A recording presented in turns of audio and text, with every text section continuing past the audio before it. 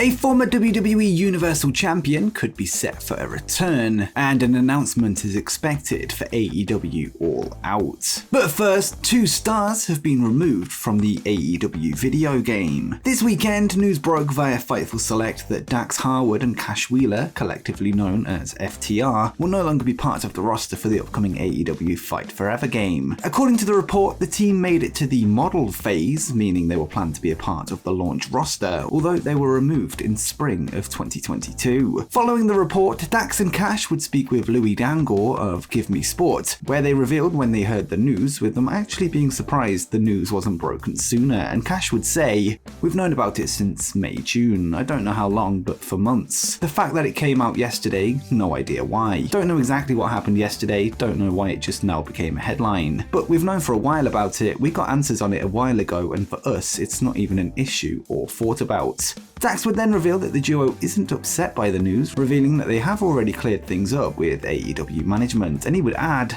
"The headline can be, FTR is not upset, FTR does not blame anyone for pulling us out of the game. We heard about this, I want to say March, it was before the Briscoes match at Ring of Honor Supercard of Honor, and we heard about it a long time ago. I had someone message me, one of the journalists messaged me about it and said, is this true? I thought I did respond to him. The first thing I did is text Cash, obviously. Have you heard about this? No, let's text Tony Khan and find out. We text Tony, we went through the right chain of commands. We text Tony, talked to him, legal texted us, talked with them a bit, we got our answer, and it was a non-issue. We wanted to make sure we weren't doing something wrong, and if there was something we could do to correct that, let us know. Months later, this article comes out. I couldn't believe it didn't come out in March. It blindsided both of us. Fightful, who broke the news in the first place, have since said that they did reach out to Dax in June regarding FTR not being in the game, although they couldn't get confirmation from people working on the project until Sunday. According to Mike Straw of Sports Gamers Online, the real reason for the duo's absence is that there were issues with moveset capture and animations, which led to several names actually being removed from the launch of the game. If AEW Games do plan on releasing DLC later down the line, perhaps we can see FTR added post-launch, although this does remain to be seen. Next up, 2 WWE stars have reverted back to their old ring names. Historically, WWE have been known to rename or shorten the names of certain WWE superstars, with recent examples being Austin Theory and Matt Riddle becoming Riddle and Theory. Last night on WWE Raw, Riddle would be involved in a heated split-screen interview which saw Seth Rollins refer to his adversary's recent divorce, grabbing the headlines heading into Clash at the Castle this weekend. On the show, commentator Corey Graves would refer to the former UFC fighter as Matt Riddle, with his official WWE.com roster page confirming the change. The directive is another positive step Triple H has made since taking over as head of creative following the recent retirement of Vince McMahon. There's also been rumours of Theory receiving the same treatment, with the current Mr. Money in the Bank being listed on upcoming live events as Austin Theory. With that said, the change isn't yet official, with him still being called Theory on last night's show, with his roster page also being listed as Theory. It seems that the change will happen eventually, and this could have a snowball effect on the likes of Pete Dunne scrapping the name of Butch, or even Gunther once again becoming Walter. Next up, Wardlow has revealed all on MJF no showing an AEW event. At the AEW Double or Nothing pay-per-view on May 29th, Wardlow and MJF were scheduled for a much anticipated matchup, although whether the match would actually happen or not was anyone's guess. As you likely remember, the weekend was marred with controversy as MJF's AEW status was up in the air, with him failing to appear for an AEW meet and greet following a falling out with President Tony Khan. This led to reports that the match could be off, with Max said to have booked a flight out of Las Vegas before the show could begin. As we know, he did show up in the end, doing the honours for Wardlow after a multi-year build for the matchup, but even those involved were unsure as to what was going on. This week, speaking with Stephanie Chase of Digital Spy, Wardlow would discuss his feelings heading into Double or Nothing, with him doubting if he'd even be wrestling as the show approached. Reflecting on the build-up to the match, Wardlow would reveal, "That should be considered one of the best nights of my life, and it really wasn't. Everything was going on with Max at the time and then in my life personally. Just nothing was going right, and it's kind of sad that everything built up to this big night and there was so much that ruined it.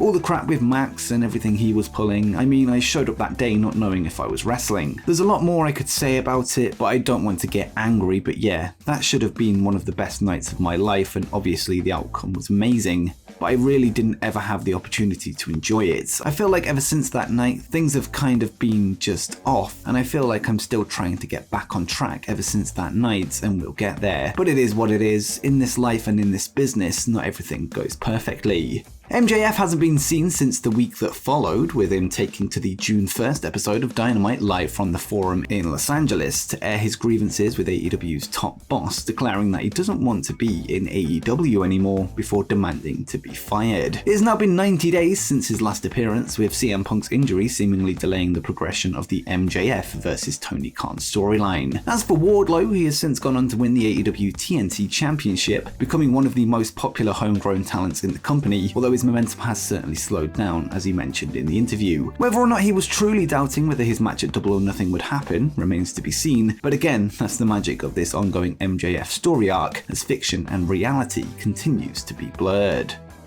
And next, new champions have been crowned in WWE. On last night's episode of Monday Night Raw, the final of the Women's Tag Team title tournament would take place, with Dakota Kai and Io Sky being pitted against Raquel Rodriguez and Aliyah. In the end, it was Rodriguez and Aliyah who walked away as champions with an assist from Raw Women's Champion Bianca Belair, Alexa Bliss and Asuka, who chased off Bayley to ensure there was no further interference. Aliyah would then make a blind tag thanks to the distraction, rolling up Dakota for the 1-2-3. Raquel Rodriguez has now become the first wrestler to win both the NXT and WWE Women's Tag Team belts, whilst Aliyah wins her first championship of her WWE career. The tournament follows the championships becoming vacated back in May, when Sasha Banks and Naomi walked out on WWE following disagreements with management. Now that there is new champions, it'll be interesting to see if Sasha and Naomi's rumoured return will lead to them trying to win back the belts they technically never lost. Next up, a former WWE superstar has been arrested twice in 1 week. Last night, reports began to emerge that Patrick Clark, formerly known as Velveteen Dream, was arrested on Friday, August 26th in Florida on charges of possession of drug paraphernalia. It would then later be revealed that he was also arrested 6 days earlier on Saturday, August 20th on charges of first-degree battery and trespassing on property after a warning, for which he bonded out on August 22nd for $1,200, pleading not guilty. The news of his arrest follows a recent attempt at a social media campaign from Dream himself, with him changing his Instagram bio to "Don't Dream It, Be It, #BringBackVelveteenDream."